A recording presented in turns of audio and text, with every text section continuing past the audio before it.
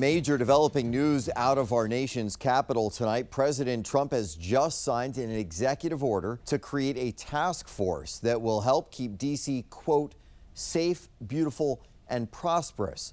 The White House also released this video on social media. Take a look. We will take over our horribly run Washington, D.C. and clean up, renovate, and rebuild our capital so that it is no longer a nightmare of murder and crime. Now, the video goes on to say that D.C. will become a symbol of security, freedom, and strength. Tonight, 7 News is on your side with team coverage to break down for you what exactly is in this executive order. So let's start with John Rogers. John, what are the main takeaways here? Well, Scott, let's break this down, what this means for D.C. The White House says this executive order will establish the D.C. Safe and Beautiful Task Force. It's comprised of members from key government agencies, and it has a number of objectives, including addressing the MPD staffing shortages that we've been reporting on recently. Also, it will increase law enforcement officers in public areas. Furthermore, we'll be seeing a maximization of immigration enforcement. Also, the order plans to strengthen pre-trial detention policies to keep dangerous criminals off the streets. Also, a crackdown on fare evasion on the metro. But the order also aims to beautify D.C. So let's talk about this. This includes restoring and beautifying federal buildings, monuments, and parks, removing graffiti, also clearing homeless encampments.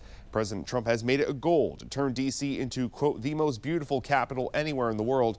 7 News has reached out to the listed agencies, and tonight we are hearing from Delegate Eleanor Holmes Norton, who blasted the announcement, pointing out that no D.C. official has been appointed to this task force. She adds, quote, President Trump's thoroughly anti-home rule executive order is insulting to the 700,000 D.C. residents.